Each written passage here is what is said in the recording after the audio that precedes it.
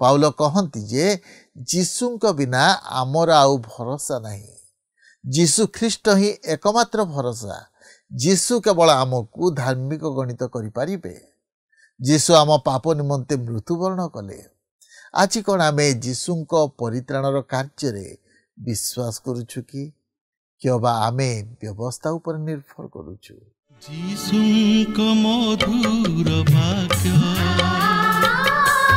चला पथे साजे दीप आमरी चरण अलिभा आलोक देई जीवनर प्रतिपादे जीवनर प्रतिपादे पढ़ाए से सत्य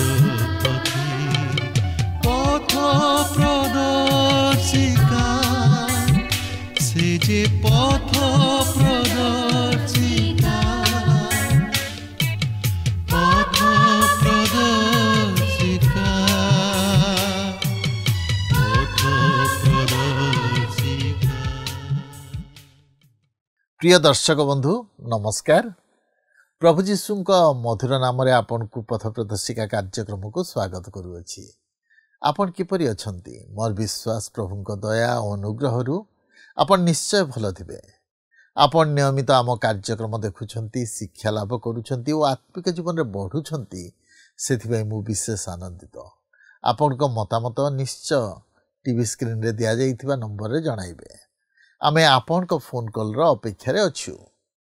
आपनको मध्यरु अनेक आम सहित फोन रे जोगाजोग करूछंती, समान को मु धन्यवाद दिए। जदि ए पर्यंत आपन फोन कर नाहंती, आज ही आम सहित जोगाजोग करंतु। एई कार्यक्रम मध्य देई पुणी आपनको सहित साक्षात बार सुयोग पाइथिबारु प्रभु को धन्यवाद दिए। प्रभु आपन को आशीर्वाद करंतु। आमे गत काली जो विषय रे आलोचना करूथिलु, आज मध्य प्राय से विषय रे आलोचना करिबा। कारण गालातीय पुस्तक रे अनेक विषय पुनरावृत्ति करा जाइथिबा आमे लक्ष्य करू। पाउल चाहुथिले जे गालातीय मंडलीर विश्वासी माने ताहा फल भावे बुझंतु और जानंतु बोली। आजिर अध्ययन रे आमे लक्ष्य कलु जे पाउल प्रश्न करूछंती, तेबे काहे की व्यवस्था दिया जाई अछि? सेथिर उत्तर अति सुंदर भावे कहंती। व्यवस्था लोकमान को दिया जाइछि जेपरि सेमानक पाप विषय रे ज्ञात हेबे, सेमाने सिद्धता ठारू केते दूर रे अछंती ओ ईश्वर को ठारू केते दूर रे अछंती ता बुझी परिबे। व्यवस्था कौन ईश्वर को उद्देश्य विरुद्ध रे कार्य करे? नहीं। व्यवस्था ईश्वर को विरुद्ध रे कार्य करे नहीं। व्यवस्था आम दोष देखाई दिए। व्यवस्था आमको उद्धारकर्ता विषय कहे। व्यवस्था आमको कहे जे ईश्वर को मानदंडरू आमे खसी जाई अछु। गालाती 3 पर्व 22 और 23 पदरे पाउल कहती जे जीशुଙ୍କ बिना आमर आउ भरोसा नहीं। जीशु ख्रीष्ट ही एकमात्र भरोसा। जीशु केवल आमको धार्मिक गणित करें। जीशु आम पाप निमंते मृत्युवरण कले। आज कौन आम जीशुଙ୍କ परित्राणर कार्य विश्वास करुछु कि अबा आमे व्यवस्था उपर निर्भर करुछु। तेबे आसंतु आज संपर्क रे अधिक आलोचना करिबा पूर्वरु एक भक्तिमूलक गीत सुनिबा।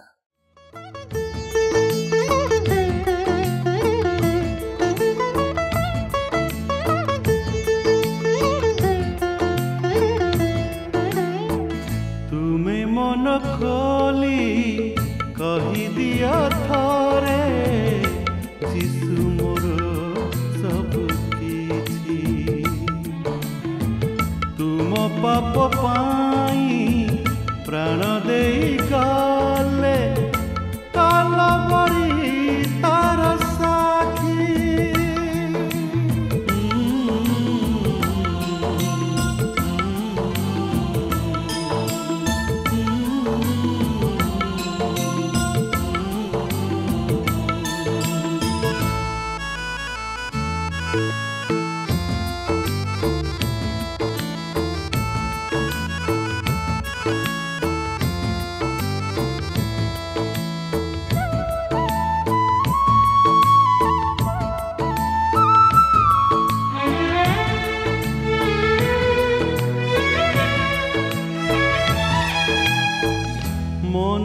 ଆଖିରେ ଦେଖିନି ଅଥରେ କୃଷର କରୁଣ ଛବି। ପାପ ପାଇଁ ତୁମ ତାଙ୍କରି ଶରୀର ରକ୍ତରେ ଗଲା ଭିଜି।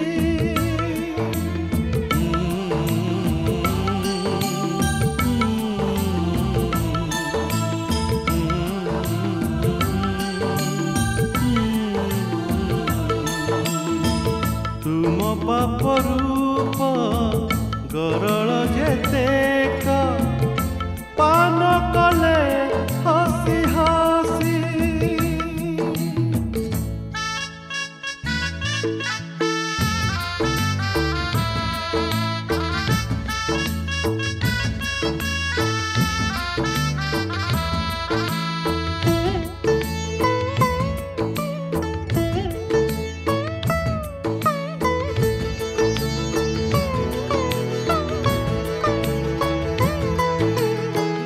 ସନ୍ଦେହ କିଛି ରହିଛି କି ମନେ ସେଇ ବଳିଦାନ ପାଇଁ। ଆସନ୍ତୁ ବର୍ତ୍ତମାନ ଆମେ ପ୍ରଭୁଙ୍କର ବାକ୍ୟ ମଧ୍ୟକୁ ଯିବା। ଆଜି ଆମେ ଗାଲାତୀୟ ପତ୍ରର 3 ପର୍ବର 19 ପଦରୁ ଆରମ୍ଭ କରି 26 ପଦ ପର୍ଯ୍ୟନ୍ତ ଅଧ୍ୟୟନ କରିବା ନିମନ୍ତେ ଯିବା। ଏଠାରେ ମୁଁ ଆପଣଙ୍କୁ ସ୍ମରଣ କରାଇ ଦିଏ ଯେ ଗତ ପାଠରେ ଆମେ ଆଲୋଚନା କରି ଦେଖିଥିଲୁ ମନୁଷ୍ୟ ବିଶ୍ୱାସ ଦ୍ୱାରା ଧାର୍ମିକ ଗଣିତ ହୁଏ, ମାତ୍ର ବ୍ୟବସ୍ଥା ପାଳନ ହେତୁ ନୁହେଁ। କାରଣ ବ୍ୟବସ୍ଥା ଆମକୁ ପାପରୁ ଉଦ୍ଧାର କରିପାରେ ନାହିଁ କି ରକ୍ଷା କରିପାରେ ନାହିଁ, ମାତ୍ର ଏହା ଆମର ପାପପୂର୍ଣ୍ଣ ଜୀବନକୁ ଦେଖାଇ ଦିଏ। ମାତ୍ର ଏଠାରେ ପ୍ରଶ୍ନ ଆସେ, ତାହେଲେ ବ୍ୟବସ୍ଥା କ'ଣ ମୂଲ୍ୟହୀନ? ତେବେ ପାଉଲ ଯଦିଓ ବିଶ୍ୱାସ ଦ୍ୱାରା ଧାର୍ମିକ ଗଣିତ ହେବାର ବିଷୟକୁ ପ୍ରକାଶ କରନ୍ତି, ମାତ୍ର ସେ ବ୍ୟବସ୍ଥାକୁ ମୂଲ୍ୟହୀନ ବୋଲି ବିଚାର କରନ୍ତି ନାହିଁ। ବରଂ ସେ ସେହି ବ୍ୟବସ୍ଥାର ବାସ୍ତବ ଉଦ୍ଦେଶ୍ୟକୁ ଲୋକମାନଙ୍କୁ ବୁଝାଇ ଦେବାକୁ ଚେଷ୍ଟା କରନ୍ତି। ସେ କହନ୍ତି ବ୍ୟବସ୍ଥା ଉତ୍ତମ, ମାତ୍ର ମନୁଷ୍ୟ ସେହି ବ୍ୟବସ୍ଥା ଅନୁଯାୟୀ ଧର୍ମକର୍ମ ସାଧନ କରିବା ନିମନ୍ତେ ଅକ୍ଷମ। ଏହା ବ୍ୟବସ୍ଥାର ଭୁଲ ନୁହେଁ, ମାତ୍ର ମନୁଷ୍ୟର ଭୁଲ। ତେଣୁ ପାଉଲ ବର୍ତ୍ତମାନ ବ୍ୟବସ୍ଥା ପ୍ରଦାନ କରାଯିବାର ବାସ୍ତବ ଉଦ୍ଦେଶ୍ୟକୁ ପ୍ରକାଶ କରିବା ପାଇଁ ଯାଉଅଛନ୍ତି। 3 ପର୍ବର 19 ପଦରେ ଲେଖା ଅଛି, ତେବେ ବ୍ୟବସ୍ଥା କାହିଁକି ଦତ୍ତ ହେଲା? ଯେଉଁ ସନ୍ତାନଙ୍କୁ ଲକ୍ଷ୍ୟ କରି ପ୍ରତିଜ୍ଞା କରାଯାଇଥିଲା, ତାହାଙ୍କ ନ ଆସିବା ପର୍ଯ୍ୟନ୍ତ ତାହା ଆଜ୍ଞା ଲଙ୍ଘନ ହେତୁ ଯୋଗ କରାଗଲା। ପୁଣି ତାହା ଦୂତମାନଙ୍କ ଦ୍ୱାରା ଜଣେ ମଧ୍ୟସ୍ଥଙ୍କ ହସ୍ତରେ ସ୍ଥାପିତ ହୋଇଥିଲା। ପ୍ରଶ୍ନ ହେଉଛି, ତେବେ ବ୍ୟବସ୍ଥା କାହିଁକି ଦତ୍ତ ହେଲା? ପାଉଲ ଏଠାରେ ତହିଁର ଉଦ୍ଦେଶ୍ୟକୁ ଦର୍ଶାନ୍ତି। ପାଉଲ କହନ୍ତି, ଏହା ଆଜ୍ଞା ଲଙ୍ଘନ ହେତୁ ଯୋଗ କରାଯାଇଥିଲା। ଏହା ମନୁଷ୍ୟର ପାପ ତଥା ଅପରାଧ ହେତୁ ଯୋଗ କରାଯାଇଥିଲା, ଆଉ ଏହା ସେହି ସନ୍ତାନଙ୍କର ନ ଆସିବା ପର୍ଯ୍ୟନ୍ତ ଯୋଗ କରାଯାଇଥିଲା। ଏହାର ଅର୍ଥ ଏହା ଅସ୍ଥାୟୀ ବା କ୍ଷଣସ୍ଥାୟୀ ଥିଲା। ଏହା ସେହି ମୂଷାଙ୍କର ସମୟଠାରୁ ଆରମ୍ଭ କରି ପ୍ରଭୁ ଯୀଶୁଖ୍ରୀଷ୍ଟଙ୍କ ପର୍ଯ୍ୟନ୍ତ ଅସ୍ଥାୟୀ ଭାବେ କାର୍ଯ୍ୟ କରୁଥିଲା। ସେଥିପାଇଁ ଯୋହନ 1 ପର୍ବର 17 ପଦରେ ଲେଖା ଅଛି, କାରଣ ବ୍ୟବସ୍ଥା ମୂଷାଙ୍କ ଦ୍ୱାରା ପ୍ରଦତ୍ତ ହେଲା, କିନ୍ତୁ ଅନୁଗ୍ରହ ଓ ସତ୍ୟ ଯୀଶୁଖ୍ରୀଷ୍ଟଙ୍କ ଦ୍ୱାରା ଉପସ୍ଥିତ ହେଲା, କାରଣ ସେହି ସନ୍ତାନ ହେଉଛନ୍ତି ଖ୍ରୀଷ୍ଟ।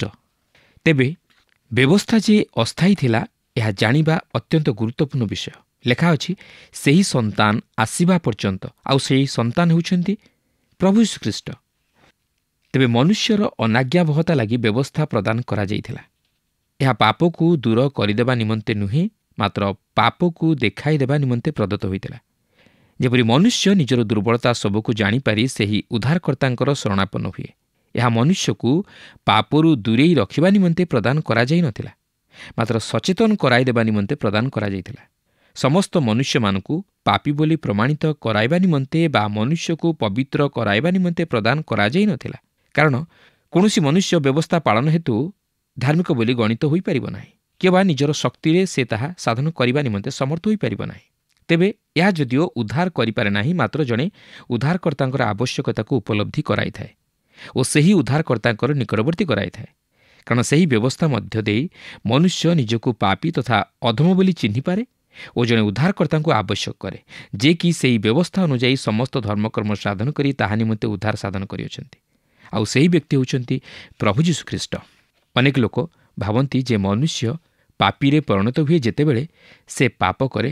ତାହାର ଅର୍ଥ ହେଉଛି ଯେ ଯେପର୍ଯ୍ୟନ୍ତ ସେ ପାପ କରିନଥାଏ ସେ ପର୍ଯ୍ୟନ୍ତ ସେ ଠିକ୍ ଥାଏ, କିନ୍ତୁ ଏହା ସତ୍ୟ ନୁହେଁ। ସତ୍ୟ ହେଉଛି ଯେ ସେ ପାପୀ ହୋଇଥିବାରୁ ପାପ କରେ। ଜଣେ ବ୍ୟକ୍ତି ଚୋରି କରେ କାରଣ ସେ ଚୋର, ଜଣେ ବ୍ୟକ୍ତି ମିଥ୍ୟା କହେ କାରଣ ସେ ଜଣେ ମିଥ୍ୟାବାଦୀ। ଏପରିକି ଆମେ ଦୈନନ୍ଦିନ ଜୀବନରେ ଜାଣତରେ ହେଉ ବା ଅଜାଣତରେ ହେଉ ମିଛ କହିଥାଉ ଓ ଏହାକୁ ଅତି ହାଲୁକା ମଣିଥାଉ। ଏପରିକି ଦିନଟି ଯଦି କୁହୁଡ଼ିଆ ଥାଏ ତଥାପି ମଧ୍ୟ ଆମେ କହିଥାଉ ଏହା କି ସୁନ୍ଦର ଦିନ। ଏପରିକି ଆମକୁ ଯଦି କେହି ପଚାରନ୍ତି ଆପଣ ଆଜି କିପରି ଅନୁଭବ କରୁଛନ୍ତି, ତାହେଲେ ଆମେ ଭଲ ଅନୁଭବ କରୁନଥିଲେ ମଧ୍ୟ ସଙ୍ଗେ ସଙ୍ଗେ କହିଥାଉ ହଁ ମୁଁ ଅତି ଉତ୍ତମ ଅନୁଭବ କରୁଅଛି, ସବୁକିଛି ଭଲ ଅଛି। ତେବେ ପ୍ରିୟ ବନ୍ଧୁ, ଏପରି ଘଟିବା ଅତି ସ୍ୱାଭାବିକ। ଆମମାନଙ୍କ ମଧ୍ୟରୁ ଆଜି ଅନେକ ଏହାଠାରୁ ଜଘନ୍ୟ ମିଥ୍ୟା ମଧ୍ୟ କହନ୍ତି। ଆମେ ଏହା କାହିଁକି କରୁ? ଆମମାନଙ୍କର ସେହି ପତିତ ସ୍ୱଭାବ ରହିଅଛି। ଆଉ ବ୍ୟବସ୍ଥା ଆମମାନଙ୍କୁ ଏହି ବିଷୟ ଦେଖାଇ ଦେବା ନିମନ୍ତେ ଦିଆଯାଇଥିଲା ଯେ ଆମ୍ଭେମାନେ ପାପୀ ଅଟୁ, ଆଉ ଆପଣ ଓ ମୁଁ ଆମେ ଜଣେ ମଧ୍ୟସ୍ଥିକୁ ଆବଶ୍ୟକ କରୁ, ଜଣେ ଯେ କି ଈଶ୍ୱର ଓ ମନୁଷ୍ୟ ମଧ୍ୟରେ ଠିଆ ହୋଇପାରିବେ ଓ ଆମମାନଙ୍କୁ ସାହାଯ୍ୟ କରିପାରିବେ। ତେବେ ଦେଖନ୍ତୁ 3 ପର୍ବର 21 ପଦରେ ଲେଖା ଅଛି, ତେବେ ବ୍ୟବସ୍ଥା କି ଈଶ୍ୱରଙ୍କ ପ୍ରତିଜ୍ଞା ସମୂହର ବିରୁଦ୍ଧ ତାହା କେବେ ନ ହେଉ। କାରଣ ଯଦି ଜୀବନ ଦେବାକୁ ସମର୍ଥ ଏପରି ବ୍ୟବସ୍ଥା ଦତ୍ତ ହୋଇଥାନ୍ତା, ତେବେ ଧାର୍ମିକତା ପ୍ରକୃତରେ ବ୍ୟବସ୍ଥା ମୂଳକ ହୁଅନ୍ତା। ପାଉଲ ପ୍ରଶ୍ନ କରନ୍ତି, ତେବେ ବ୍ୟବସ୍ଥା କି ଈଶ୍ୱରଙ୍କ ପ୍ରତିଜ୍ଞା ସମୂହର ବିରୁଦ୍ଧ? ତହିଁର ଉତ୍ତର ମଧ୍ୟ ସେ ଦିଅନ୍ତି, ତାହା କେବେ ହିଁ ନ ହେଉ। କାହିଁକି? ଯଦି ସେହି ସମୟରେ ପାପୀକୁ ଉଦ୍ଧାର କରିବାର ଅନ୍ୟ କୌଣସି ଉପାୟ ଥାନ୍ତା, ତାହେଲେ ଈଶ୍ୱର ତାହା ବ୍ୟବହାର କରିପାରିଥାନ୍ତେ। ଯଦି ସେପରି କୌଣସି ବ୍ୟବସ୍ଥା ଦ୍ୱାରା ପାପୀ ପାପରୁ ଉଦ୍ଧାର ପାଇପାରିଥାନ୍ତା, ତାହେଲେ ଈଶ୍ୱର ତାହା ମଧ୍ୟ ବ୍ୟବହାର କରିଥାନ୍ତେ। ମାତ୍ର ତାହା ସମ୍ଭବ ନଥିଲା। ତେବେ ସେ ଯାହା ହେଉନା କାହିଁକି ବ୍ୟବସ୍ଥା ଈଶ୍ୱରଙ୍କ ପ୍ରତିଜ୍ଞା ସମୂହର ବିରୋଧ କରେ ନାହିଁ କି ତହିଁର ବିରୁଦ୍ଧରେ ଯାଏ ନାହିଁ। କାରଣ ବ୍ୟବସ୍ଥା ପାଳନ କରି କୌଣସି ମନୁଷ୍ୟ ଧାର୍ମିକ ବୋଲି ବିଚାରିତ ହୋଇନାହିଁ କି ପ୍ରତିଜ୍ଞା ସମୂହର ଅଧିକାରୀ ହୋଇପାରେ ନାହିଁ। 22 ପଦରେ ଲେଖା ଅଛି, କିନ୍ତୁ ଯେପରି ଯୀଶୁଖ୍ରୀଷ୍ଟଙ୍କଠାରେ ବିଶ୍ୱାସ ହେତୁ ପ୍ରତିଜ୍ଞା ବିଶ୍ୱାସ କରୁଥିବା ଲୋକମାନଙ୍କୁ ଦିଆଯାଏ, ଏଥିପାଇଁ ଧର୍ମଶାସ୍ତ୍ର ସମସ୍ତ ବିଷୟକୁ ପାପର ଅଧୀନ ବୋଲି ଗଣନା କରିଅଛି। ଆମେ ଦେଖିଛୁ ଯେ ବ୍ୟବସ୍ଥା ମୃତ୍ୟୁ ଆଣିଲା। ଧର୍ମଶାସ୍ତ୍ର ସମସ୍ତ ବିଷୟକୁ ପାପର ଅଧୀନ କରି ରଖିଅଛି। ତେଣୁକରି ସମସ୍ତେ ପାପ କରି ଈଶ୍ୱରଙ୍କ ମହିମାରୁ ଉଣା ପଡ଼ିଅଛନ୍ତି ଓ ମୃତ୍ୟୁବରଣ କରିଅଛନ୍ତି। ତେଣୁକରି ଏହି କାରଣରୁ ଜୀବନ ଆବଶ୍ୟକ। ଆମେ ଦେଖିସାରିଛୁ ଯେ ବ୍ୟବସ୍ଥା ମୃତ୍ୟୁ ଆଣେ, ଯାହାକି କେବଳ ତାହା ହିଁ କରେ। ଏହା ପ୍ରକୃତିରେ ପାପର ମାତ୍ରା ନୁହେଁ, କିନ୍ତୁ ପାପର ପ୍ରକୃତ ଘଟଣା ଯାହାକି ମୃତ୍ୟୁ ଆଣେ। ଆହୁରି ମଧ୍ୟ ପ୍ରତ୍ୟେକ ସମାନୁପାତିକ ଭାବେ ମୃତ୍ୟୁ ଭୋଗ କରିଅଛନ୍ତି ଓ ସମାନୁପାତିକ ଭାବେ ଆବଶ୍ୟକତା ଅନୁଭବ କରନ୍ତି। ଆପଣ ଅନ୍ୟ ଜଣେ ବ୍ୟକ୍ତିଙ୍କ ପରି ଜଘନ୍ୟ ପାପ କରିନଥାଇପାରନ୍ତି, କିନ୍ତୁ ଆପଣଙ୍କର ଓ ମୋର ସେହି ଏକା ପ୍ରକାରର ସ୍ୱଭାବ ରହିଅଛି, ଯାହାକି ସେହି ବ୍ୟକ୍ତିର ଥିଲା। ଜଣେ ମହାନ ଜର୍ମାନ ଲେଖକ ଏହିପରି କହନ୍ତି, ମୁଁ କେବେ ହେଲେ ଏକ ଅପରାଧ ଘଟିବା ନେଇ ଲକ୍ଷ୍ୟ କରିନାହିଁ, ମାତ୍ର ମୁଁ ମଧ୍ୟ ଯାହାକି ସେହି ଅପରାଧ କରିଥାଇପାରେ। ସେ ଜାଣିପାରିଲେ ଯେ ତାହାଙ୍କର ମଧ୍ୟ ସେହି ପ୍ରକାର ଏକ ସ୍ୱଭାବ ଥିଲା। ଏହା ପାପର ମାତ୍ରା ନୁହେଁ, କିନ୍ତୁ ପ୍ରକୃତ ବିଷୟଟି ହେଉଛି ଯେ ଆମେ ପାପୀ ଅଟୁ, ଯାହାକି ମୃତ୍ୟୁ ଘଟାଏ। ଏଠାରେ ମୁଁ ଆପଣଙ୍କୁ ପାପର ମାତ୍ରା ନୁହେଁ, ମାତ୍ର ପାପର ବିଷୟ ନେଇ ଏକ ଦୃଷ୍ଟାନ୍ତ ଦେବାକୁ ଚାହେଁ। ଆପଣ 24 ମହଲା ବିଶିଷ୍ଟ ଉଚ୍ଚ ଏକ ପ୍ରାସାଦର ଛବିକୁ ଆଙ୍କି ନିଅନ୍ତୁ। ସେହି ଗୃହର ସଭା ଉପର ମହଲାରେ 3 ଜଣ ଲୋକ ଅଛନ୍ତି, ଆଉ ସୁପରିଟେଣ୍ଡେଣ୍ଟ ସେମାନଙ୍କୁ ଦେଖିବା ନିମନ୍ତେ ସେଠାକୁ ଯାଇ ସେମାନଙ୍କୁ ସତର୍କ କରାଇ ଦେଇ କହନ୍ତି, ବର୍ତ୍ତମାନ ଅତି ସତର୍କ ରୁହ, ଏହି ଗୃହ ଉପର ଛାତର ଧାରକୁ ଯାଅ ନାହିଁ, ନଚେତ୍ ଆପଣମାନେ ମୃତ୍ୟୁବରଣ କରିବେ। ଏହା ଆପଣମାନଙ୍କ ନିମନ୍ତେ ମୃତ୍ୟୁର କାରଣ ହେବ। ତେବେ ସେମାନଙ୍କ ମଧ୍ୟରୁ ଜଣେ କହେ, ଏହି ସୁପରିଟେଣ୍ଡେଣ୍ଟ ସଦାବେଳେ ଲୋକମାନଙ୍କୁ ଭୟଭୀତ କରାଇବା ପାଇଁ ଚେଷ୍ଟା କରୁଅଛି। ମୁଁ ବିଶ୍ୱାସ କରେ ନାହିଁ ଯେ ଯଦି ମୁଁ ଏହି ଗୃହ ଉପରିସ୍ଥ ଛାତର ବାହାରକୁ ଚାଲିଯିବି, ତାହେଲେ ମୁଁ ମୃତ୍ୟୁବରଣ କରିବି। ତେଣୁକରି ସେ ଜାଣି ସେହି ଗୃହ ଉପରିସ୍ଥ ଛାତର ଧାରକୁ ଯାଇ ପଦାକୁ ଡେଇଁ ପଡ଼ିଲା ଓ ତଳେ ପଡ଼ି ମୃତ୍ୟୁବରଣ କଲା। ସୁପରିନଟେଣ୍ଡେଣ୍ଟର କଥା ଅନୁଯାୟୀ ସେହି ବ୍ୟକ୍ତିଟି ମଲା। ବର୍ତ୍ତମାନ ଧରି ନିଅନ୍ତୁ, ଅନ୍ୟ ଜଣକ ସେହି ବିଷୟ ଦେଖି ଭୟଭୀତ ହୋଇ ପାହାଚ ଆଡ଼କୁ ଦୌଡ଼ି ଆସିବା ସମୟରେ ସେହି ପାହାଚରେ ଗୋଡ଼ ଖସିଗଲା ଓ ସେ ପଡ଼ିଯାଇ ମୃତ୍ୟୁବରଣ କଲା। ସେହିପରି ତୃତୀୟ ବ୍ୟକ୍ତି ଜଣକ କେତେକ ଗୁଣ୍ଡାମାନଙ୍କ ଦ୍ୱାରା ସେହି ଛାତ ଉପରୁ ତଳକୁ ପକାଇ ଦିଆଯିବାରୁ ସେ ମଧ୍ୟ ମୃତ୍ୟୁବରଣ କଲା, କାରଣ ସେ ସେମାନଙ୍କର ଶତ୍ରୁ ଥିଲା। ବର୍ତ୍ତମାନ ଯେଉଁ ବ୍ୟକ୍ତିକୁ ଉପରୁ ତଳକୁ ଖସାଇ ଦିଆଗଲା, ସେ ସେହି ବ୍ୟକ୍ତି ପରି ମଧ୍ୟ ମଲା, ଯେ କି ଜାଣି ଛାତ ଉପରୁ ଡେଇଁ ତଳେ ପଡ଼ି ମଲା ଓ ଯେ କି ଭୟରେ ଦୌଡ଼ି ପଳାଇବା ସମୟରେ ସିଡ଼ିରୁ ଖସି ତଳେ ପଡ଼ି ମରିଗଲା। ଏହି 3 ଜଣ ଯାକ ମାଧ୍ୟାକର୍ଷଣ ଶକ୍ତିର ନିୟମକୁ ଭଙ୍ଗ କଲେ ଓ ମଲେ। ଆପଣ ଦେଖନ୍ତୁ, ଏହା ହେଉଛି ଏକ ଘଟଣା, କିନ୍ତୁ ମାତ୍ରା ନୁହେଁ। ଏହା ହେଉଛି ବିଷୟ ଯେ ସେମାନେ ସେହି ଗୃହ ଉପରିସ୍ଥ ଛାତର ଧାରକୁ ଚାଲିଗଲେ ଓ ସେମାନେ ସମସ୍ତେ ମାଧ୍ୟାକର୍ଷଣ ଶକ୍ତିର ନିୟମକୁ ଭଙ୍ଗ କଲେ। ବର୍ତ୍ତମାନ ପ୍ରଶ୍ନ ହେଉଛି, ସେହି ଯେଉଁ ମାଧ୍ୟାକର୍ଷଣ ଶକ୍ତିର ନିୟମ ଯାହାକି ସେମାନଙ୍କୁ ମୃତ୍ୟୁ ମୁଖରେ ପକାଇଲା, ତାହା କ'ଣ ସେମାନଙ୍କୁ ଜୀବନ ଦେଇପାରିବ? ଏହା ଦେଇପାରିବ ନାହିଁ। ଯେଉଁପରି ଏହି ପ୍ରାକୃତିକ ନିୟମ ସେମାନଙ୍କୁ ଜୀବନ ଦେଇପାରିବ ନାହିଁ, ସେହିପରି ମୋଷାଙ୍କ ବ୍ୟବସ୍ଥା ଆପଣଙ୍କୁ ଜୀବନ ଦେଇପାରିବ ନାହିଁ। ଯେଉଁ ସ୍ଥାନକୁ ପାପ ଆସେ, ସେହି ସ୍ଥାନକୁ ମୃତ୍ୟୁ ଅନୁସରଣ କରେ। ପାପର ବ୍ୟବସ୍ଥା ପରିସ୍ଥିତିକୁ ବଦଳାଇ ଦେବା ନିମନ୍ତେ କିଛି ଜାଣେ ନାହିଁ। ଏହା ଦୟା ବିଷୟରେ କିଛି ଜାଣେ ନାହିଁ। ଏହାକୁ ଯେପରି ଇଚ୍ଛା ସେପରି କରାଯାଇପାରିବ ନାହିଁ। ଈଶ୍ୱରଙ୍କ ବାକ୍ୟ କହେ, ଯେଉଁ ବ୍ୟକ୍ତି ପାପ କରେ ସେ ମରିବ।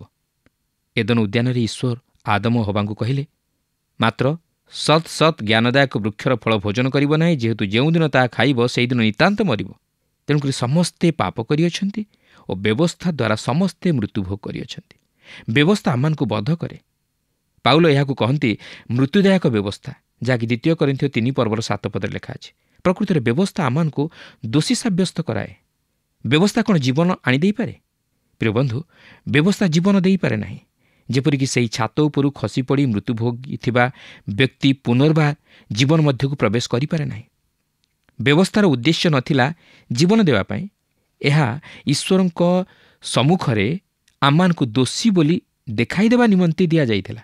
ତେଣୁକରି ଗାଲାତୀୟ 3:22 ଲେଖା ଅଛି, କିନ୍ତୁ ଯେପରି ଯୀଶୁଖ୍ରୀଷ୍ଟଙ୍କଠାରେ ବିଶ୍ୱାସ ହେତୁ ପ୍ରତିଜ୍ଞା ବିଶ୍ୱାସ କରୁଥିବା ଲୋକମାନଙ୍କୁ ଦିଆଯାଏ, ଏଥିପାଇଁ ଧର୍ମଶାସ୍ତ୍ର ସମସ୍ତ ବିଷୟକୁ ପାପର ଅଧୀନ ବୋଲି ଗଣନା କରିଅଛି। ସେଥିପାଇଁ ରୋମିଓ 6:23 ଲେଖା ଅଛି, କାରଣ ପାପର ବେତନ ମୃତ୍ୟୁ, କିନ୍ତୁ ଈଶ୍ୱରଙ୍କ ଅନୁଗ୍ରହ ଦାନ ଆମ୍ଭମାନଙ୍କ ପ୍ରଭୁ ଯୀଶୁଖ୍ରୀଷ୍ଟଙ୍କ ସହଭାଗିତାରେ ଅନନ୍ତ ଜୀବନ ଅଟେ। ବାସ୍ତବରେ ଈଶ୍ୱରଙ୍କର ସେହି ପ୍ରତିଜ୍ଞାଯୁକ୍ତ ବାକ୍ୟ ଖ୍ରୀଷ୍ଟଙ୍କ ମାଧ୍ୟମରେ ଆଜି ସମଗ୍ର ମାନବଜାତି ପ୍ରତି ପ୍ରକାଶିତ ହୋଇଅଛି।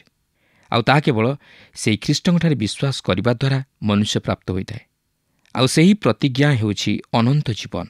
ବାସ୍ତବରେ ସେ ବ୍ୟବସ୍ଥା ଅନୁଯାୟୀ ମନୁଷ୍ୟ ପାପର ଅଧୀନ ହୁଏ, ମାତ୍ର ଖ୍ରୀଷ୍ଟଙ୍କଠାରେ ବିଶ୍ୱାସ କରିବା ଦ୍ୱାରା ସେ ସେହି ବ୍ୟବସ୍ଥାର ଅଧୀନରୁ ମୁକ୍ତ ହୋଇ ଜୀବନରେ ପ୍ରବେଶ କରେ ଓ ପାପରୁ ଉଦ୍ଧାରପ୍ରାପ୍ତ ହୋଇଥାଏ।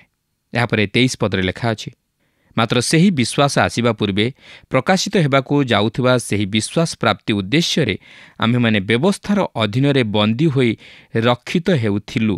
ଲେଖା ଅଛି, ମାତ୍ର ସେହି ବିଶ୍ୱାସ ଆସିବା ପୂର୍ବେ, ଅର୍ଥାତ୍ ସେହି ବିଶ୍ୱାସ ଯାହାକି ଖ୍ରୀଷ୍ଟଙ୍କଠାରେ ଜଣେ ବିଶ୍ୱାସୀ ସ୍ଥାପନ କରେ, ଯିଏକି ଆମମାନଙ୍କ ନିମନ୍ତେ ମୃତ୍ୟୁବରଣ କଲେ। ତେଣୁ ଯେପର୍ଯ୍ୟନ୍ତ ଖ୍ରୀଷ୍ଟ ଯୀଶୁ ଆସିନଥିଲେ, ସେ ପର୍ଯ୍ୟନ୍ତ ସେହି ବ୍ୟବସ୍ଥା ମଧ୍ୟରେ ଦୟା ପ୍ରକାଶିତ ହେଉଥିଲା। ଯେହେତୁ ସେହି ବ୍ୟବସ୍ଥା ମଧ୍ୟରେ ଏକ ପାପାଚ୍ଛାଦନର ବ୍ୟବସ୍ଥା ରହିଥିଲା, ଏହାର ଏକ ବେଦୀ ରହିଥିଲା, ଯେଉଁଠାରେ କି ପାପାର୍ଥକ ବଳି ଅଣାଯାଇପାରୁଥିଲା ଓ କ୍ଷମା ମିଳିପାରୁଥିଲା। ସେହି ପାପାଚ୍ଛାଦନ ସେହି ସ୍ଥାନରେ ଦୃଶ୍ୟ ହେଉଥିଲା। ପାପ ନିମନ୍ତେ ଯେଉଁ ସମସ୍ତ ବଳିଦାନ ଉତ୍ସର୍ଗ କରାଯାଉଥିଲା, ତାହା ସବୁ ଖ୍ରୀଷ୍ଟଙ୍କ ପ୍ରତି ଅଙ୍ଗୁଳି ନିର୍ଦ୍ଦେଶ କରୁଥିଲା। ପାଉଲ କହନ୍ତି, ସେହି ବିଶ୍ୱାସ ଆସିବା ପୂର୍ବେ ଆମ୍ଭେମାନେ ବ୍ୟବସ୍ଥାର ଅଧୀନରେ ଥିଲୁ। ଲେଖା ଅଛି, ସେହି ବିଶ୍ୱାସ ପ୍ରାପ୍ତି ଉଦ୍ଦେଶ୍ୟରେ ଆମ୍ଭେମାନେ ବ୍ୟବସ୍ଥାର ଅଧୀନରେ ବନ୍ଦୀ ହୋଇ ରକ୍ଷିତ ହେଉଥିଲୁ। ଏହାପରେ 3:24 ଏହିପରି ଲେଖା ଅଛି, ଏହି ପ୍ରକାରେ ବିଶ୍ୱାସ ହେତୁ ଆମମାନଙ୍କର ଧାର୍ମିକ ଗଣିତ ହେବା ନିମନ୍ତେ ଖ୍ରୀଷ୍ଟଙ୍କ ଆଗମନ ପର୍ଯ୍ୟନ୍ତ ବ୍ୟବସ୍ଥା ଆମମାନଙ୍କର ଶିକ୍ଷକ ସ୍ୱରୂପ ହୋଇଥିଲା। ଏହା ଏକ ଚମତ୍କାର ବିଭାଗ। ପାଉଲ ଏଠାରେ ସ୍ପଷ୍ଟ ଭାବେ ଜଣାଇ ଦିଅନ୍ତି ଯେ ମୋଷାଙ୍କ ବ୍ୟବସ୍ଥା ଉଦ୍ଧାର ସାଧନ କରିପାରିଲା ନାହିଁ।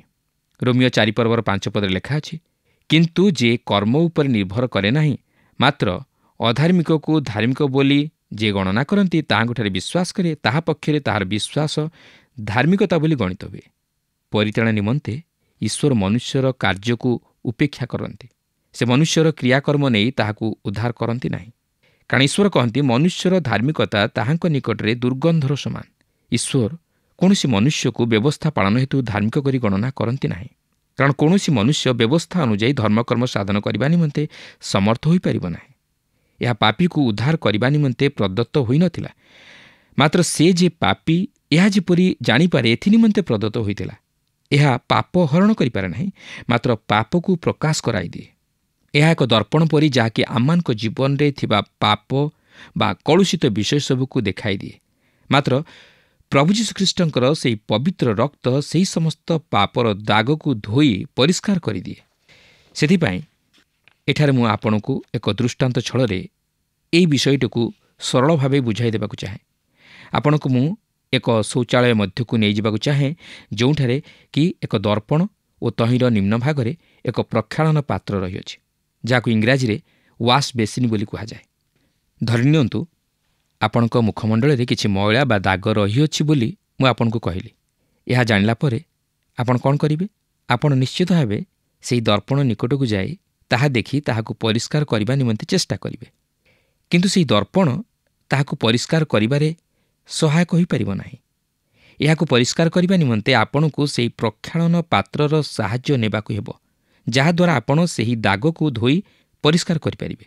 ଠିକ୍ ସେହିପରି ବ୍ୟବସ୍ଥା ବା ଈଶ୍ୱରଙ୍କ ବାକ୍ୟ ଆମମାନଙ୍କ ନିମନ୍ତେ ଦର୍ପଣ ପରି, ଯାହାକି ଆମ ଜୀବନର ସମସ୍ତ କଳୁଷିତ ବିଷୟ ସବୁକୁ ଦେଖାଇଦିଏ। ଏହାଦ୍ୱାରା ଆମେ ଜାଣିବାକୁ ପାରୁ ଯେ ଆମେ ସମସ୍ତେ ପାପ କରିଅଛୁ ଓ ଈଶ୍ୱରଙ୍କ ମହିମାରୁ ଉଣା ପଡ଼ିଅଛୁ। ତାହା ହିଁ ବ୍ୟବସ୍ଥା ପ୍ରକାଶ କରିଦିଏ। କିନ୍ତୁ ଈଶ୍ୱରଙ୍କର ଧନ୍ୟବାଦ ହେଉ ଯେ ସେହି ଦର୍ପଣ ତଳେ ସେ ଆମମାନଙ୍କ ନିମନ୍ତେ ଏକ ପ୍ରକ୍ଷାଳନ ପାତ୍ର ରଖିଅଛନ୍ତି, ଯେଉଁଠାରେ କି ଆପଣ ଆପଣଙ୍କ ମୁଖମଣ୍ଡଳରୁ ସେହି ଦାଗ ଧୋଇ ପରିଷ୍କାର କରିପାରିବେ। ଏହା ହେଉଛି ପ୍ରଭୁ ଯୀଶୁଖ୍ରୀଷ୍ଟଙ୍କର ରକ୍ତ, ଯାହାକି ପରିଷ୍କାର କରେ। ବ୍ୟବସ୍ଥା ଜଣେ ମନୁଷ୍ୟକୁ ପାପୀ ବୋଲି ପ୍ରମାଣିତ କରେ, ମାତ୍ର ଏହା କେବେ ହେଲେ ତାହାକୁ ସାଧୁରେ ପରିଣତ କରିପାରେ ନାହିଁ। ବ୍ୟବସ୍ଥା ପ୍ରଦାନ କରାଗଲା, ଯେପରିକି ସାଧୁ ପାଉଲ ରୋମୀୟ ପତ୍ରରେ ଉଲ୍ଲେଖ କରନ୍ତି। ଆଉ ଆମେମାନେ ତ ଜାଣୁ ଯେ ବ୍ୟବସ୍ଥା ଯାହା ଯାହା କୁହେ ସେହିସବୁ ବ୍ୟବସ୍ଥାଧୀନ ଲୋକମାନଙ୍କୁ କୁହେ, ଯେପରି ପ୍ରତ୍ୟେକ ମୁଖ ବନ୍ଦ କରାଯିବ ଓ ସମସ୍ତ ଜଗତ ଈଶ୍ୱରଙ୍କ ବିଚାରରେ ଦଣ୍ଡନୀୟ ହେବ, ଯାହାକି ରୋମୀୟ 3:19 ଲେଖା ଅଛି। ପାଉଲ କହନ୍ତି, ଖ୍ରୀଷ୍ଟଙ୍କ ଆଗମନ ପର୍ଯ୍ୟନ୍ତ ବ୍ୟବସ୍ଥା ଆମମାନଙ୍କର ଶିକ୍ଷକ ସ୍ୱରୂପ ହୋଇଥିଲା। ତେବେ ସେ ଏହାକୁ କେଉଁ ଅର୍ଥରେ କହନ୍ତି ତାହା ସେ ବର୍ତ୍ତମାନ ପ୍ରକାଶ କରିବା ପାଇଁ ଯାଉଅଛନ୍ତି। 3:25 ଲେଖା ଅଛି, କିନ୍ତୁ ଏବେ ସେହି ବିଶ୍ୱାସ ଉପସ୍ଥିତ ହେଲା ପରେ ଆମମାନେ ଆଉ ସେହି ଶିକ୍ଷକର ଅଧୀନରେ ନାହୁଁ। ଏଠାରେ ଯେଉଁ ଶିକ୍ଷକ ଶବ୍ଦ ବ୍ୟବହାର କରାଯାଇଅଛି, ଗ୍ରୀକ୍ ଭାଷାରେ ଏହାର ପ୍ରକୃତ ଅର୍ଥ ଶିକ୍ଷକ ନୁହେଁ। ଗ୍ରୀକ୍ ଭାଷାରେ ଏହାକୁ ପାଇଦାଗୋଗସ୍ ବୋଲି କହନ୍ତି ଓ ଏହାର ଅର୍ଥ ପ୍ରକୃତରେ ଶିକ୍ଷକ ନୁହେଁ। ପାଉଲଙ୍କ ସମୟରେ ଏହାର ଅର୍ଥ ଭିନ୍ନ ପ୍ରକାରର ଥିଲା। ଏହାର ଅର୍ଥ ଏକ ଦାସ ବା କ୍ରୀତଦାସକୁ ବୁଝାଉଥିଲା, ଯେ କି ରୋମୀୟ ପରିବାରବର୍ଗଙ୍କର ଏକ ଅଂଶ ବିଶେଷ ଥିଲା। ତେବେ ରୋମ୍ ସାମ୍ରାଜ୍ୟର ଅର୍ଦ୍ଧେକ ଅଧିବାସୀ କ୍ରୀତଦାସ ଥିଲେ। ରୋମ୍ ସାମ୍ରାଜ୍ୟର ଧନିକ ଶ୍ରେଣୀର ଲୋକମାନଙ୍କ ଗୃହରେ କ୍ରୀତଦାସ ରହୁଥିଲେ, ଯେଉଁମାନେ କି ପିଲାମାନଙ୍କର ଯତ୍ନତତ୍ତ୍ୱ ନେଉଥିଲେ। ସେମାନେ ସେହି ପିଲାମାନଙ୍କର ସମସ୍ତ କିଛି ବିଷୟ ବୁଝାସୁଝା କରୁଥିଲେ। ଏପରିକି ମା' ପରି ସେମାନେ ସେହି ସାନ ସାନ ପିଲାମାନଙ୍କର ଯତ୍ନତତ୍ତ୍ୱ ନେଉଥିଲେ। ଆଉ ଯେତେବେଳେ ଏହି ପିଲାମାନେ ବିଦ୍ୟାଳୟକୁ ଯିବାର ବୟସରେ ପଦାର୍ପଣ କରୁଥିଲେ, ସେତେବେଳେ ଏହି କ୍ରୀତଦାସମାନେ ସକାଳୁ ସେମାନଙ୍କୁ ଉଠାଇ ଓ ସେମାନଙ୍କୁ ଖାଇବାକୁ ଦେଇ ଓ ଲୁଗା ପିନ୍ଧାଇ ସ୍କୁଲକୁ ନେଇଯାଉଥିଲେ ଓ ବିଦ୍ୟାଳୟର ଶିକ୍ଷକଙ୍କ ହସ୍ତରେ ସେମାନଙ୍କୁ ଛାଡ଼ି ଦେଉଥିଲେ। ବର୍ତ୍ତମାନ ପାଉଲ ଏଠାରେ କହିବାକୁ ଚାହାନ୍ତି ଯେ ବ୍ୟବସ୍ଥା ଆମମାନଙ୍କର ସେହି ଦାସ ବା ଚାକର ପରି, ଯିଏକି ଆମମାନଙ୍କୁ କହେ, ହେ ଟିକି ବାବୁ, ମୁଁ ତୁମ ପାଇଁ କିଛି ସାହାଯ୍ୟ କରିପାରିବି ନାହିଁ, ମାତ୍ର ମୁଁ ଏତିକି କରିପାରେ, ମୁଁ ତୁମକୁ ସେହି ଖ୍ରୀଷ୍ଟଙ୍କ କ୍ରୁଶର ନିକଟକୁ ନେଇଯାଇପାରିବି, କାରଣ ତୁମ୍ଭେ ବିନଷ୍ଟ ହୋଇଅଛ ଓ ତୁମ୍ଭେ ଜଣେ ଉଦ୍ଧାରକର୍ତ୍ତାଙ୍କୁ ଆବଶ୍ୟକ କର। ଆପଣ ଦେଖନ୍ତୁ, ବ୍ୟବସ୍ଥାର ଉଦ୍ଦେଶ୍ୟ ହେଉଛି ଲୋକମାନଙ୍କୁ ଖ୍ରୀଷ୍ଟଙ୍କର ନିକଟକୁ କଢ଼ାଇ ଆଣିବା। ଆପଣ ଜାଣନ୍ତି ଯେ ଆପଣ ବ୍ୟବସ୍ଥା ପାଳନ କରିପାରିବେ ନାହିଁ, ମାତ୍ର ଆପଣଙ୍କୁ ସେହି ବ୍ୟବସ୍ଥା ଅନୁଯାୟୀ ନିଜର ହୃଦୟକୁ ସମୀକ୍ଷା କରି ନିଜର ଦୋଷ ଦୁର୍ବଳତାକୁ ଜାଣିବାକୁ ଅଛି। ଏହାପରେ 26 ଲେଖା ଅଛି, କାରଣ ତୁମ୍ଭେମାନେ ସମସ୍ତେ ଯୀଶୁଖ୍ରୀଷ୍ଟଙ୍କଠାରେ ବିଶ୍ୱାସ ଦ୍ୱାରା ଈଶ୍ୱରଙ୍କର ସନ୍ତାନ ହୋଇଅଛ। ପାଉଲ ଏହି ପର୍ବର ଅବଶିଷ୍ଟାଂଶରେ ଓ 4 ପର୍ବର ପ୍ରଥମ ଅଂଶରେ ଦେଖାଇ ଦେବାକୁ ଯାଉଅଛନ୍ତି ଯେ ଏପରି କେତେକ ଉତ୍ତମ ବିଷୟ ତଥା ସୁବିଧା ସୁଯୋଗ ଆମମାନଙ୍କ ନିମନ୍ତେ ରହିଅଛି, ଯାହାକି ବ୍ୟବସ୍ଥା ପାଳନ ହେତୁ ନୁହେଁ, ମାତ୍ର ଖ୍ରୀଷ୍ଟଙ୍କଠାରେ ବିଶ୍ୱାସ କରିବା ଦ୍ୱାରା ଆମେ ତାହା ସବୁ ପାଇପାରିଥାଉ। ବ୍ୟବସ୍ଥା ଜଣେ ଖ୍ରୀଷ୍ଟ ବିଶ୍ୱାସୀକୁ କେବେ ହେଲେ ଈଶ୍ୱରଙ୍କର ଜଣେ ସନ୍ତାନର ସ୍ୱଭାବ ଦେଇପାରିବ ନାହିଁ। ଖ୍ରୀଷ୍ଟ କେବଳ ତାହା ସାଧନ କରିପାରିବେ। କେବଳ ଖ୍ରୀଷ୍ଟଙ୍କଠାରେ ବିଶ୍ୱାସ ଆମମାନଙ୍କୁ ଈଶ୍ୱରଙ୍କ ସନ୍ତାନତ୍ୱର ଅଧିକାରୀ କରାଇଥାଏ। ପ୍ରିୟ ବନ୍ଧୁ, ବାସ୍ତବରେ ଏହା କେତେ ଗୌରବର ବିଷୟ। ଯଦିଓ ଆମମାନଙ୍କର ସେପରି କୌଣସି ଧାର୍ମିକତା ନାହିଁ ବା ଉତ୍ତମତା ନାହିଁ, ମାତ୍ର ତଥାପି ଖ୍ରୀଷ୍ଟଙ୍କଠାରେ ବିଶ୍ୱାସ କରିବା ଦ୍ୱାରା ଆମମାନେ ଈଶ୍ୱରଙ୍କ ସନ୍ତାନ ରୂପେ ଗୃହୀତ ହୋଇପାରିବା, କାରଣ ସେ ଆମମାନଙ୍କ ନିମନ୍ତେ ବ୍ୟବସ୍ଥା ଅନୁଯାୟୀ ସମସ୍ତ ଧର୍ମକର୍ମ ସାଧନ କରିଅଛନ୍ତି। ଏହି ପଦରେ ସନ୍ତାନ ଶବ୍ଦଟି ଗ୍ରୀକ୍ ଶବ୍ଦ ହିଓସ୍ରୁ ଆସିଅଛି, ଯାହାର ଅର୍ଥ ହେଉଛି ପୁତ୍ରଗଣ। କେବଳ ଖ୍ରୀଷ୍ଟଙ୍କଠାରେ ଆମର ବିଶ୍ୱାସ ଆମକୁ ଈଶ୍ୱରଙ୍କର ଯଥାର୍ଥ ସନ୍ତାନରେ ପରିଣତ କରାଇପାରିବ। ଏଠାରେ ମୁଁ ଯଥାର୍ଥ ଶବ୍ଦ ଉପରେ ଗୁରୁତ୍ୱ ଆରୋପ କରେ, କାରଣ ଈଶ୍ୱରଙ୍କର କେବଳ ପୁତ୍ରମାନେ ଅଛନ୍ତି ଯେଉଁମାନେ ଯଥାର୍ଥ ପୁତ୍ର ଅଟନ୍ତି। ଆପଣ ଖ୍ରୀଷ୍ଟଙ୍କଠାରେ ବିଶ୍ୱାସ କରିବା ଦ୍ୱାରା ଈଶ୍ୱରଙ୍କର ଯଥାର୍ଥ ପୁତ୍ର ରୂପେ ପରିଚିତ ହୁଅନ୍ତି, ଆଉ ତାହା ହିଁ ହେଉଛି ସବୁଠାରୁ ଗୁରୁତ୍ୱପୂର୍ଣ୍ଣ ବିଷୟ। ବିଶ୍ୱାସ ସହିତ ଆଉ କିଛି ବିଷୟ ପରିତାଣ ନିମନ୍ତେ ଆବଶ୍ୟକ ନାହିଁ, କିନ୍ତୁ ବିଶ୍ୱାସ ସହିତ କିଛି ବିଷୟ ନଥାଇ ଆପଣଙ୍କୁ ଈଶ୍ୱରଙ୍କ ସନ୍ତାନରେ ପରିଣତ କରାଏ। ଏହା ବ୍ୟତୀତ ଅନ୍ୟ କୌଣସି ବିଷୟ ଆପଣଙ୍କୁ ଈଶ୍ୱରଙ୍କ ସନ୍ତାନରେ ପରିଣତ କରାଇପାରିବ ନାହିଁ। କାରଣ ଲେଖା ଅଛି, ତୁମେମାନେ ସମସ୍ତେ ଈଶ୍ୱରଙ୍କ ସନ୍ତାନ। କିନ୍ତୁ କିପରି? ଖ୍ରୀଷ୍ଟ ଯୀଶୁଙ୍କଠାରେ ବିଶ୍ୱାସ କରିବା ଦ୍ୱାରା।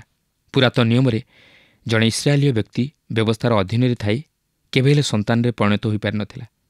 ମାତ୍ର କେବଳ ଜଣେ ଦାସ ହିସାବରେ ରହିଥିଲା। ଈଶ୍ୱର ଇସ୍ରାଏଲ ଜାତିକୁ ଇସ୍ରାଏଲ ମୋହର ପୁତ୍ର ବୋଲି ସମ୍ବୋଧନ କରିଅଛନ୍ତି, ଯାହାକି ଯାତ୍ରା ପୁସ୍ତକ 4 ପର୍ବର 22 ପଦରେ ଲେଖା ଅଛି।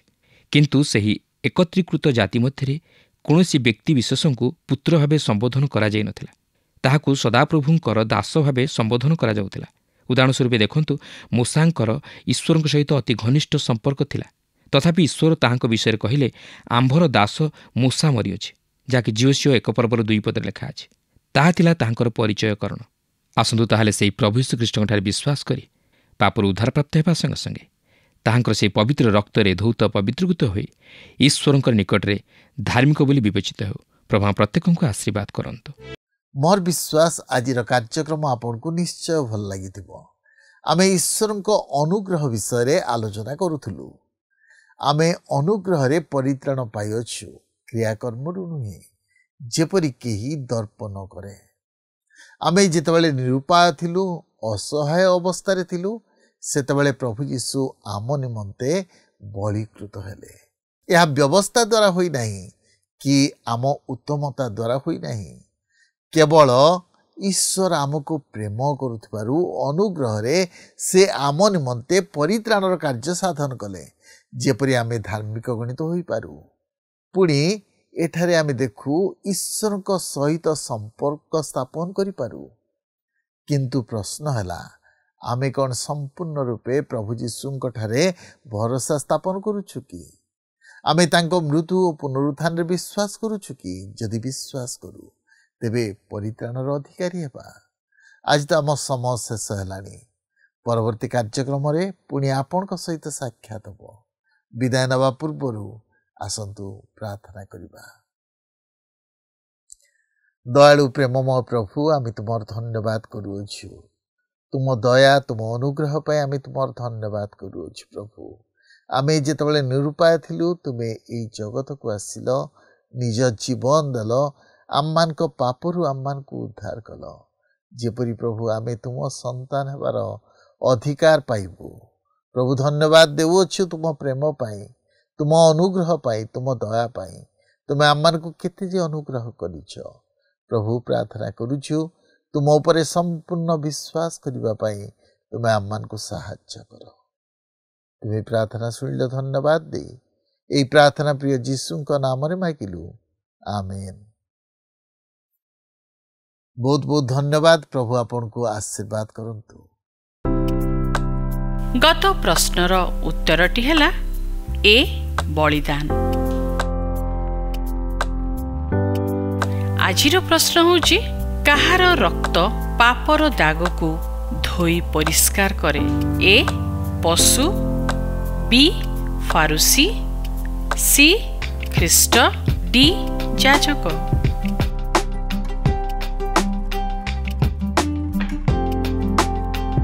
এই প্রশ্নর উত্তর আসন্তাকালি সন্ধ্যা 6টা মধ্যে option A, B, C, D মধ্যরু সঠিক উত্তর বাছি আপনার নাম ও সম্পূর্ণ ঠিকনা সহিত 9777221415 ফোন নম্বরে SMS কিংবা WhatsApp দ্বারা জনাইবাকু অনুরোধ।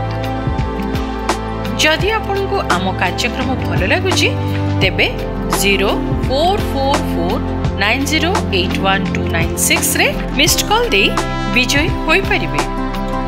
गत सप्ताहर विजय दर्शक बंधु हेले अनुगुण श्रीधर साहू।